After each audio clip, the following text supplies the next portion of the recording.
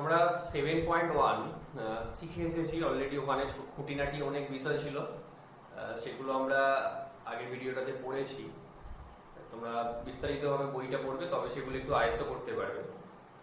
অবশ্যই সেটা ইংরাজিতেও পড়ো, বাংলাতেও পড়ো, ঠিক আছে। এখন ইংলিশ ভার্সনটা না থাকলে বাংলাতেই চালিয়ে নাও প্রত্যেকে। তো আজকে আমরা যেটা যাবো সেটা হচ্ছে পরের টপিকে আমাদের, অর্থাৎ 7 নম্বর চ্যাপ্টারটি মোট 4টে টপিকে ভাগ করা আছে। এটা 4টে চ্যাপ্টারে ভাগ করা আছে। তার মধ্যে আমরা আগের দিনে 7.1 পড়েছিলাম। তো আজকে আমরা যেটা পড়বো সেটা হচ্ছে 7.2 পড়বো, ঠিক আছে। তো 7 ওখানে যেমন খুঁটিনাটি অনেক কিছু বিষয় ছিল, এখানে অত কিছু বিষয় নেই। একটাই মূল বিষয় এবং তার উপর ভিত্তি করে বিভিন্ন ছোটখাটো কথা, যেগুলো আমি অলরেডি বোর্ডেতে লিখে নিয়েছি, প্রত্যেকটাই আলোচনা করে দেবো। কিন্তু শুরুতে তোমরা লেখাগুলো দেখো না, শুরুতে আগে আমরা বিষয়টা কি নিয়ে পড়বো সেটা একটু আগে বলে নিই আগে, ঠিক আছে। এখন দেখো, আমি একটা বহুপদী সংখ্যামালা বা একটা পলিনোমিয়াল লিখলাম। Suppose fx is equal to something x minus 5। এখন এই পলিনোমিয়ালটার বা এই বহুপদী সংখ্যামালাটার উভয় পক্ষে যদি আমরা x এর জায়গায় 5 বসাই, তখন দেখো এই পলিনোমিয়ালটার মান কত দাঁড়াবে বলো তো। অর্থাৎ f5 মানে জাস্ট উভয় পক্ষে x এর জায়গায় 5 লিখছি, তাহলে f5 সমান কত হবে? 5 - 5 is equal to 0। তাহলে দেখতে পাচ্ছি আমরা যে এখানে x এর 5 মানের জন্য এই বহুপদী সংখ্যামালাটার মান কত আসছে? 0 আসছে, 0, ঠিক আছে। যদি আরেকটা এটা যদি x প্লাস 5 করতাম, তখন উভয় পক্ষে আমাকে x এর জায়গায় -5 করতে হতো। করলে কি হতো? -5 + 5 কেটে যে কত হতো সেটা 0।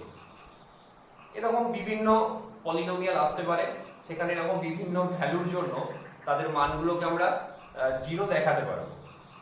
এখন x এর বা চলরাশি, এটা x যেমন আছে এখন y যেটা হতে পারে, চলরাশির যে মানের জন্য কোনো বহুপদী সংখ্যামালার মানটা 0 আসে, সেই মান বা মানগুলিকে, কোনো কোনো ক্ষেত্রে দুটো তিনটেও আসতে পারে, সেই মান বা মানগুলিকে ওই বহুপদী সংখ্যামালার বা ওই পলিনোমিয়ালের 0 বলা হয়, যেটাকে বাংলায় বলা হচ্ছে কিনা 0। তালবস্যয় দীর্ঘ দন্তময় জবলা। এই 0 আর এই 0কে যেন ভুলিয়ে ফেলো না, ঠিক আছে। এই 0টা একটা টপিকের নাম বলতে পারো বা একটা কনসেপ্টের নাম বলতে পারো, ঠিক আছে। মোটামুটি ভাবে একই অর্থে ব্যবহৃত হয়, কিন্তু এখানে যেমন 0 মানে এই ক্যালকুলেশনটা করে আমরা 0 পেয়েছি। এবার যে মানের জন্য এলো সেই মানটাকে বলা হয় 0, ঠিক আছে। 0 আর এই 0কে ভুলিয়ে ফেলো না। এই 0টা এক্ষেত্রে, এই 0টা আমরা যেটা বলছি এক্ষেত্রে এটা একটা টপিক বা একটা কনসেপ্টের নাম বলতে পারো, ঠিক আছে। তাহলে কি বললাম? চলরাশি যে মানের জন্য কোনো বহুপদী সংখ্যামালার মান 0 আসবে, সেই মান বা মানগুলিকে ওই বহুপদী সংখ্যামালার 0 বলা হয়। সেই জন্য সংজ্ঞাটা, বহুপদী সংখ্যামালার সংজ্ঞাটা ওই জন্য অনেকটা এইরকম দেওয়া হয়। বহুপদী সংখ্যামালার সংজ্ঞা, suppose fx is a polynomial, suppose fx is a polynomial for a certain value c, fc equal to, we have fc equal to 0. Suppose fx is a polynomial for a certain value of x, x এর একটা নির্দিষ্ট মান, suppose it is c, আমরা পেলাম fc equal to 0, তখন বলবো এই c টাকে fx এর একটা 0 বলা হবে। সেই জন্য সংজ্ঞাটা এরকম করে দেয়া হয় যে a real number c will be 0, will be called a 0 of this polynomial fx if fc is equal to 0. A real number c will be called a 0 of this polynomial fx if fc equal to 0, ঠিক আছে। আমরা প্রথম যে উদাহরণগুলো দিয়েছিলাম সেখানে c এর ভূমিকায় কি ছিল বলতো? প্রথমটাতে 5 ছিল, দ্বিতীয়টাতে c এর ভূমিকায় কত ছিল? -5 ছিল, ঠিক আছে। This is the definition of 0। এটা হচ্ছে আমাদের 0 সংজ্ঞা। চলরাশি যে মানের জন্য fx যদি সেটা হয়, তাহলে x এর যে মানের জন্য সেই বহুপদী সংখ্যামালাটার মান 0 আসবে, সেই মান বা মান দ্বয়কে বা মানগুলিকে ওই বহুপদী সংখ্যামালার 0 বলা হয়। ওকে। তো এখন দেখো, আমি যেটা বলছিলাম, যখন একটা টপিকের উপর এখানে ছোটখাটো কিছু কথা পড়তে হবে আমাদেরকে, বা তার বিশ্লেষণটা একটু দেখতে হবে আমাদেরকে, যার মধ্যে আমরা প্রথম যেটা পড়বো সেটা বলা হয়েছে কি না, there is no 0 of a constant polynomial, of course it is non-zero, there is no zero of a constant polynomial. এই কথাটার অর্থ হচ্ছে যে কোনো ধ্রুবক বহুপদী সংখ্যামালার কোনো শূন্য থাকে না। এগুলো সব বইয়েতে লেখা আছে, সব এগুলো বইয়েতে লেখা আছে। সেখান থেকে জাস্ট একদম কিছু কিছু টপ মানে লাইন তুলে এনেছি, যে লাইনগুলো আমাদের গুরুত্বপূর্ণ লাইন, যেগুলো আমাদেরকে তৈরি করতে হবে। এর এক্সপ্লেনেশন বলো, তার যাই কিছু সেখানে ব্যাখ্যা হোক না কেন, সবকিছু দেওয়া আছে। কিন্তু জাস্ট আমি একদম যে লাইনগুলো অ্যাকচুয়াল দরকার সেই লাইনগুলো আমি এখানে তুলে এনেছি। তার মধ্যে প্রথমটা যেটা বলছে there is no zero of constant polynomial non zero, অর্থাৎ শূন্য বাদে যে কোনো ধ্রুবক বহুপদী সংখ্যামালার কোনো কি থাকে না, জিরো থাকে না। অর্থাৎ এবার আমরা আগের দিনে পড়েছি যে ধ্রুবক বহুপদী কারা, সাপোজ fx ইকুয়াল টু 2, এই যে ডান দিকে যখন শুধুমাত্র সংখ্যাগুলো থাকে, সেটা 2 হোক, -2 হোক বা -200 হোক, 5 হোক, যা ইচ্ছে হোক, তাদেরকে তখন কি বলি আমরা, কনস্ট্যান্ট পলিনোমিয়াল বলি। তাই এটাকে আমরা কি বলবো না, কনস্ট্যান্ট পলিনোমিয়াল বলবো। তো এই কনস্ট্যান্ট পলিনোমিয়ালে এখন দেখো তুমি উভয় পক্ষে x এর জায়গায় তুমি যা ইচ্ছাই বসাও না কেন, কোনো অবস্থাতেই কিন্তু এই fx এর মানটাকে তুমি কি আনতে পারবে না, জিরো আনতে পারবে না। কেন? কারণ এদিকে তো x নেই, তুমি কি বসাবে? তুমি এখানে যদি x এর জায়গায় জিরো বসাও, তুমি এদিকে কি বসাবে? এদিকে কিছু বসানোর জায়গাই নেই। অর্থাৎ ডান দিকে যেহেতু কোনো চলরাশি নেই, তাই আমরা উভয় পক্ষে x বসাতে পারবো না। তাই কোনো অবস্থাতেই এই 2 কে চেঞ্জ করে আমরা কি আনতে পারবো না, 2 কে চেঞ্জ করে আমরা জিরোতে আনতে পারবো না। ঠিক আছে? তাই সেই জন্য বলা হয় যে there is no zero of constant polynomial non zero, মানে জিরো বাদ দিয়ে। কারণ fx ইকুয়াল টু 0 এটাও তো একটা কনস্ট্যান্ট পলিনোমিয়াল বা একটা ধ্রুবক বহুপদী সংখ্যামালার উদাহরণ, এটা আগের দিন পড়েছি আমরা। কিন্তু এর ক্ষেত্রে আবার ওইটা নয়, there is no zero of a constant polynomial. তাহলে আমরা কি বললাম, যে কোনো ধ্রুবক বহুপদীর কোনো মানে কোনো কি থাকে না, কোনো আমাদের জিরো থাকে না। কিন্তু যদি সেটা জিরো পলিনোমিয়াল হয়ে যায়, fx সমান 0 কে কি বলা হবে, জিরো পলিনোমিয়াল বা শূন্য বহুপদী, তাই তো? এটা আগের দিন পড়েছিলাম। তাহলে এর ক্ষেত্রে অর্থাৎ এদিকে 2 200 -200 এই সব আমরা এখানে জিরো রাখছি, it is also a constant. তাহলে ইন দ্যাট কেস কি হবে, এই ক্ষেত্রে আমাদের কি হবে, বা এই বহুপদী সংখ্যামালাটা শূন্য কি হবে? বলা হয় যে এই যে দেখো, সেটা দ্বিতীয় নম্বরে লিখেছি, every real number is the zero of A zero constant polynomial. অর্থাৎ যে কোনো শূন্য বহুপদী সংখ্যামালার অসংখ্য জিরো হয়ে যায়, যে কোনো বাস্তব সংখ্যাই তার জিরো হয়ে যায়। কেন জানো? কারণ দেখো, আমি শূন্যকে লিখতেই পারি 0 ইনটু x লিখতেই পারি। ধরো আমি এখন উভয় পক্ষে x এর জায়গায় 1 বসাচ্ছি। যদি আমি উভয় পক্ষে x এর জায়গায় 1 বসাই, তাহলে ডান দিকটা কত আসবে বলো তো? তাহলে f1 সমান কত হবে? f1 সমান কত হবে? 0 ইনটু 1 মানে কত? সেই 0ই হবে। যদি আমি x এর জায়গায় -2 বসাই, তাহলে f অফ -2, উভয় পক্ষে -2 বসাচ্ছি, তাহলে f অফ -2 সমান কত হবে? 0 ইনটু -2 মানে কত? সেই 0 হয়ে যাবে। কারণ 0 এর সঙ্গে যাকেই গুণ করি না কেন, শুধু 0ই হতে থাকবে। ঠিক আছে? তাহলে দেখো, একবার বলতে পারছি তাহলে x সমান 1 এর একটা কি 0, আবার বলতে পারছি x সমান কত -2 এর একটা 0।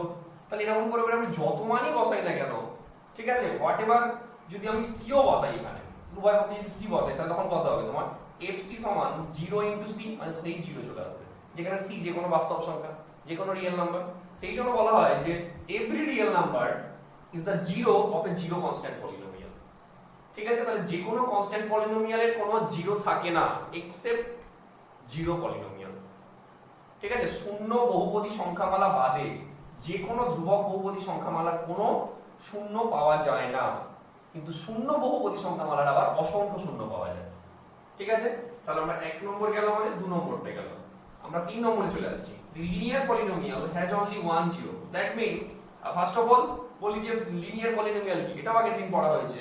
such type of polynomials ax plus b, মানে যে সমস্ত বহুপদী সংখ্যামালার মাত্রাটা 1 হয়ে যায়, ডিগ্রিটা। তো এখানে দেখো চলরাশি একটাই আছে x, তার মাত্রা কত? কিছু নেই, মানে 1। এটাকে আগের দিন বলা হয়েছে, বেশি বলছি না। তো ধরে নাও এটা একটা তোমার লিনিয়ার পলিনোমিয়াল। তো এর কটা জিরো থাকতে পারে? এর কটা জিরো থাকতে পারে লিনিয়ার পলিনোমিয়ালে?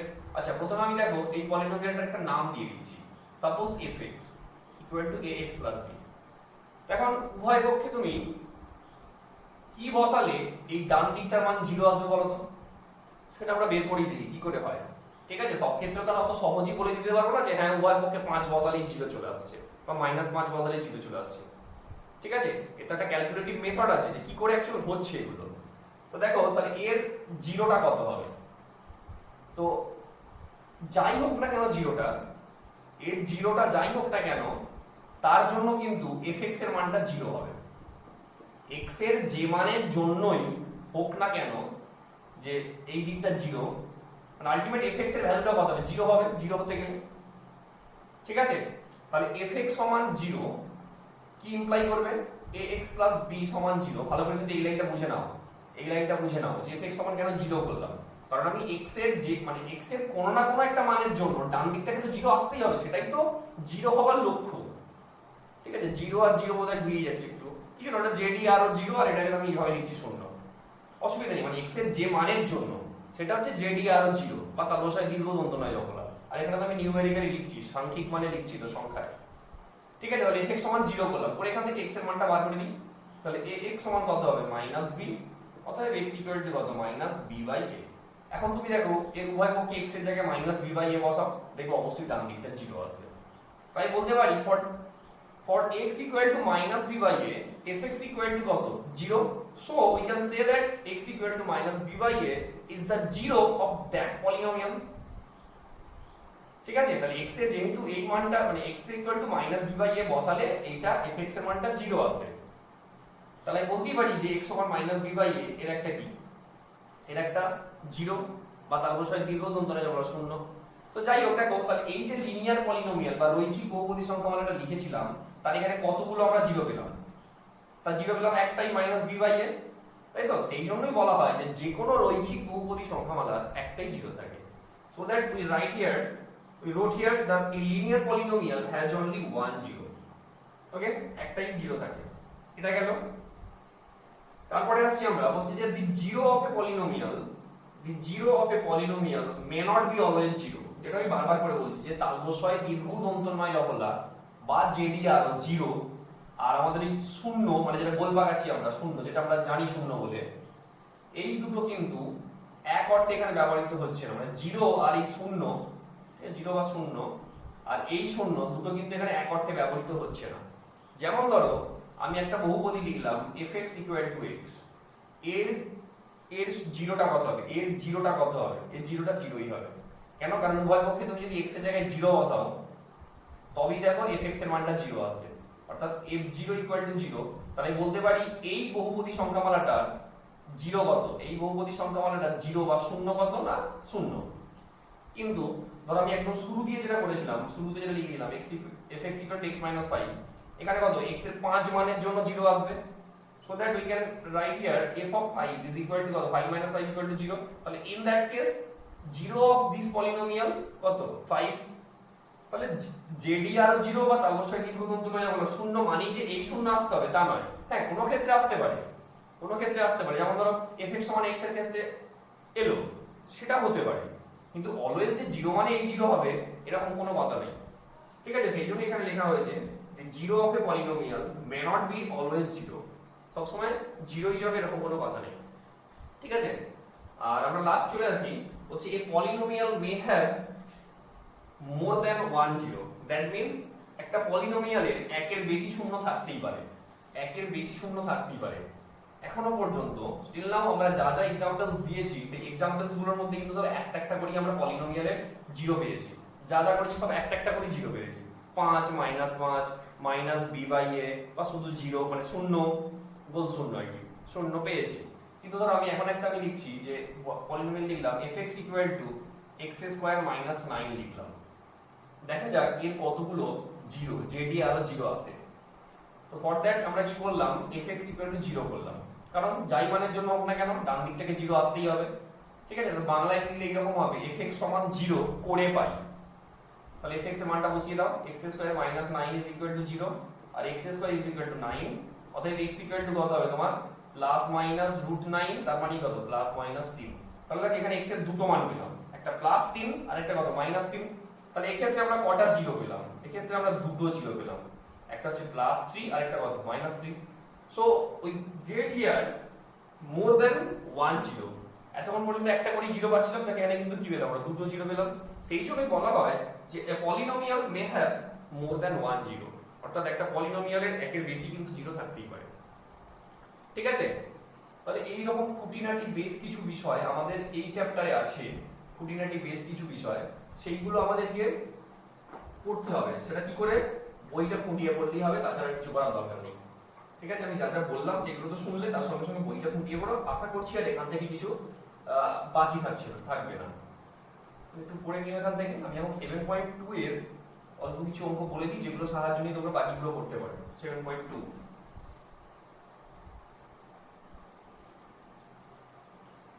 তো ফার্স্ট যদি আমি 7.2 এ বলি, কোশ্চেন দেখি 7.2 বা লেটস ওয়ার্ক আউট 7.2। একের দাগে যদি বলি, আমাদেরকে বলে দিয়েছে if fx equal to x square plus 9x minus 6, let us write by calculating the values of f0, f1 and f3। fx সমান এটা বলে দিয়েছে, আমাদেরকে এখান থেকে বার করতে হবে f0 বা f1। ঠিক আছে, এইগুলো বার করতে হবে, তিনটে বার করতে দিয়েছে, একটা হচ্ছে f0, f1, f3। তো আমি দেখো যে কোনো দুটো এখন দেখাচ্ছি এখান থেকে। প্রথম কথা হচ্ছে f0 বলতে কি বোঝাচ্ছে, আমাদেরকে উভয় পক্ষে x এর জায়গায় 0 বসাতে হবে, উভয় পক্ষে x এর জায়গায় 0 বসাতে হবে। কারণ fx এটা, তাহলে f0 কত হবে, x এর জায়গায় 0 বসালে কোনো একদিকে বসালে হবে না, উভয় পক্ষে বসাতে হবে। তাহলে কত হচ্ছে, কত 0 square plus 9 into 0 minus 6, 0 plus 0 minus 6 is equal to কত, এটা minus 6। So value of f0 is minus 6। Now f of 1, that means উভয় পক্ষে x এর জায়গায় কত, 1 বসাতে হবে। So we get 1 square into 9 into 1 minus 6, 1 plus 9 minus 6 equal to কত, 10 minus 6 is equal to 4। Hence the value of f1 is 4, and in such similar way we can calculate the value of f3। Okay, একইভাবে f3 টাকে করে নেবে। এইভাবে দেখো আমাদের দুয়ের দাগের অঙ্কগুলো করেছি, f1 f of -1 একই ব্যাপার। যদি f of -1 ই দিত, 1 না দিয়ে 1 ই দিত, কি করতাম আমরা, উভয় পক্ষে x এর জায়গায় কত বসাতাম, -1 বসাতাম। ঠিক আছে, তাহলে একের দাগ দুয়ের দাগ একই ভাবে। তিনের দাগের গুলো কি বলেছে একবার নিজেরা পড়ে নাও আগে।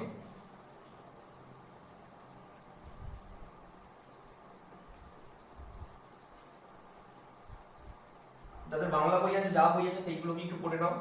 দেখো তিনের দাগের বলছে let us check the following statements, নিচের বিবৃতিগুলো চেক করতে বলছে বা পরীক্ষা করতে বলছে বা যাচাই করতে বলছে। আমি যদি দুয়েরটা বলি, তিনের দাগে যদি আমি দুয়েরটা বলি, হচ্ছে the zero of the polynomial px equal to 3 minus x is 3 মানে জিরোটা, এই জিরোটা বলছে কত না 3, সেটা যাচাই করতে বলছে। ওরা বলে দিচ্ছে যে 3 হবে, আর হবে 3ই হবে, কিন্তু সেটা আমাদেরকে যাচাই করতে হবে যে হ্যাঁ ওরা ঠিকই বলছে। তো যাচাই করার জন্য দেখো, তো 0 মানে কি হতে হবে, 0 3, এই বহুপদী সংখ্যামালাটা 0 3, তার মানেটা কি, আমরা যদি উভয় পক্ষে x এর জায়গায় 3 বসাই, অবশ্যই কি হবে, অবশ্যই তার ডান দিকের ভ্যালুটা কি আসবে, 0 আসবে। তাহলে আমরা যদি এখানে লিখি এইভাবে, putting x equal to 3, we get what we get, p3 is equal to 3 minus 3 is equal to 0। So we can say that 3 is the 0 of that polynomial। তিনটা হচ্ছে এই পলিনোমিয়ালের কি যাবে, 0 হয়ে যাবে, কারণ দেখো উভয় পক্ষে x এর জায়গায় 3 বসালে 0 আসছে। তো তাহলে এখান থেকে কি বলতে পারবে, হ্যাঁ তিনটা এই বহুপদী সংখ্যামালাটার একটা কি শূন্য, এটাই আমাদেরকে টেস্ট করতে বলেছে। একইভাবে যদি আমি লাস্টেরটা যদি বলি, এখানে পলিনোমিয়ালটা দিয়েছে px is equal to x square minus 2x minus 8। এখানে 0 দুটো দিয়েছে, 4 দিয়েছে আর দিয়েছে একটা -2, 4 দিয়েছে আর -2 দিয়েছে। তো একইভাবে এখানে লিখবো পুটিং x equal to 4, অর্থাৎ x সমান যদি 4 বসিয়ে পাই তাহলে কত পাচ্ছি, দেখো p4 is equal to কত হবে, দেখো 4 স্কয়ার -2 into 4 minus 8, 4 স্কয়ার কত 16 minus 4 দুগুণে 8 minus 8, 16 minus কত 16 is equal to 0। Hence for x equal to 4 we get p4 is equal to কত 0, অর্থাৎ x এর 4 মানের জন্য p4 টা কত আসছে, 0 আসছে।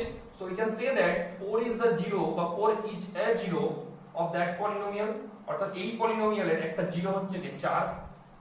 Again if we put x equal to -2 in both sides, we also got p of -2 is equal to 0। we will be got p of -2 is equal to কত 0, অর্থাৎ যেমন এখানে x এর উভয় পক্ষে x এর জায়গায় 4 বসিয়ে 0 পাচ্ছি, সেই জন্যই আমরা বলতে পারছি যে p4 is equal to কত, এই 4টা কি এই বহুপদী সংখ্যামালার একটা 0 বা 0।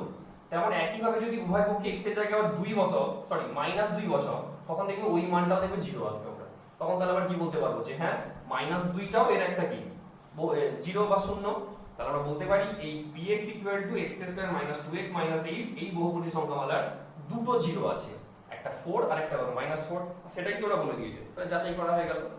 ঠিক আছে, হেন্স ইট ইজ ভেরিফাইড, শেষে লিখে দেবো, আমি লেখাগুলোই পাঠিয়ে দেবো, হেন্স ইট ইজ ভেরিফাইড, তাহলে যাচাই করা হলো। ওকে, এবার লাস্ট দাগে যদি যাই, অলরেডি লাস্ট দাগে আমরা কিছুটা বলে এসেছি পড়ানোর সময়।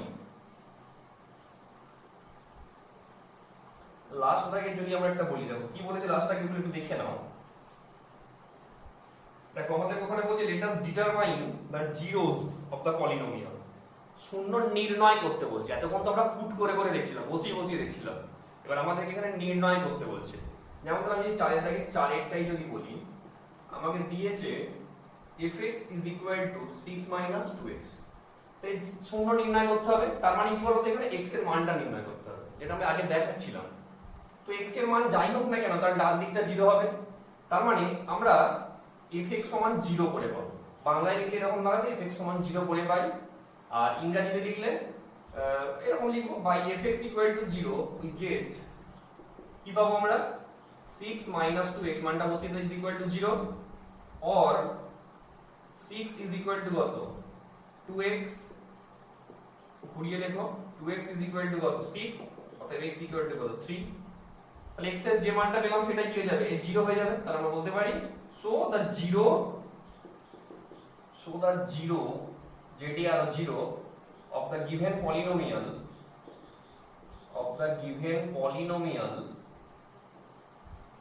is কত, 3। ঠিক আছে, তাহলে এইভাবে আমাদেরকে করতে হবে বাকি অঙ্কগুলো। ওকে, তাহলে এখানে পর্যন্ত রইল 7.1 আর 7.2 তোমরা কমপ্লিট করো, পরে দিন আবার 7.3 টাকে শুরু করা যাবে। ঠিক আছে, কিন্তু খুঁটিয়ে বিস্তারিতভাবে কিন্তু নিজে থেকে বইটা পড়তে হবে, এটা মাথায় রেখো। ওকে।